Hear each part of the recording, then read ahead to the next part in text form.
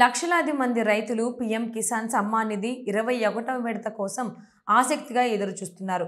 అయితే మీకు గత విడత డబ్బులు రాలేదా? అయితే మీరు ఒకేసారి 4000 రూపాయలు పొందవచ్చు. ఎలా అని అనుకుంటున్నారా? అయితే మీరు ఈ విషయం తెలుసుకోవాల్సిందే. ఏ కారణం చేత అయితే మీకు గత విడత డబ్బులు రాలేదో దానిని సరిచేసుకుంటే ఈసారి ఒకేసారి 4000 రూపాయలు పొందొచ్చు. 2 విడతల డబ్బులు ఒకేసారి వస్తాయి. ఈ తరుణంలో కేంద్ర ప్రభుత్వం ఒక ముఖ్యమైన నోటీసు విడుదల చేసింది. గతంలో పీఎం కిసాన్ కింద లబ్ధి పొంది ఇప్పుడు తాత్కాలికంగా జాబితా నుంచి తొలగించబడిన లక్షలాది మంది రైతులకు ఈ నోటీసు హెచ్చరిక ఒక అవకాశం కూడా.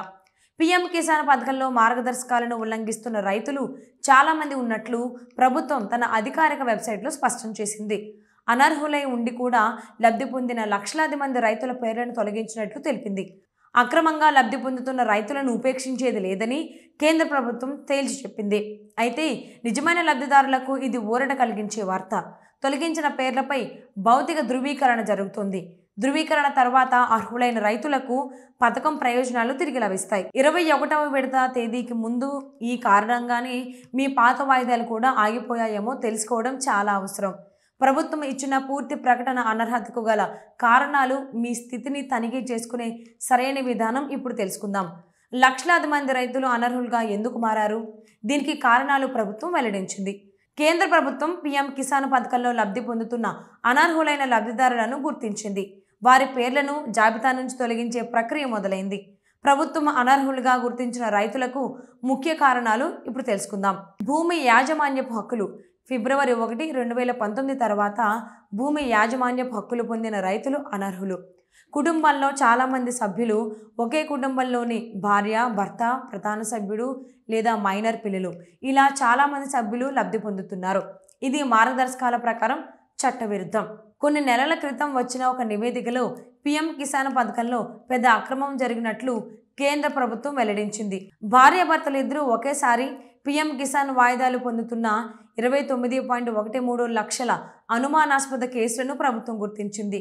దర్యాప్తు కోసం ఈ అనుమానాస్పద వివరాలు అన్ని రాష్ట్రాలు, కేంద్రపాలిత ప్రాంతాలకు పంపబడ్డాయి. ఇండియన్ ఎక్స్ప్రెస్ నివేదిక ప్రకారం ఇప్పటి వరకు 19.4 లక్షల కేసుల దర్యాప్తు పూర్తయింది. అందులో 18.23 లక్షల కేసులలో, అంటే దాదాపు 94% కేసులలో భార్యాభర్తలు ఇద్దరికీ లబ్ధి అందినట్లు తేలింది. ప్రభుత్వం వీరందరినీ ఇప్పుడు అనర్హులుగా ప్రకటించింది. ఉత్తరప్రదేశ్లో 9.9 లక్షల కేసులు, రాజస్థాన్లో 3.75 లక్షల కేసులు, జార్ఖండ్లో 3.04 లక్షల కేసులు ఎక్కువగా నమోదయ్యాయి. పీఎం కిసాన్ పథకం ముఖ్య ఉద్దేశం దేశంలోని అర్హులైన రైతులకు సంవత్సరానికి 6000 రూపాయల ఆర్థిక సహాయం అందించడం. ఈ డబ్బును 3 సమాన వాయిదాలలో నేరుగా బ్యాంకు ఖాతాలో డీబీటీ ద్వారా జమ చేస్తారు.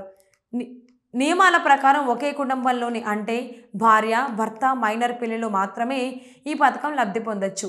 నివేదిక ప్రకారం మైనర్ పిల్లలు, ఇతర కుటుంబ సభ్యులు తప్పుగా లబ్ధి పొందుతున్న 1.76 లక్షల కేసులు కూడా ఉన్నట్లు తేలింది.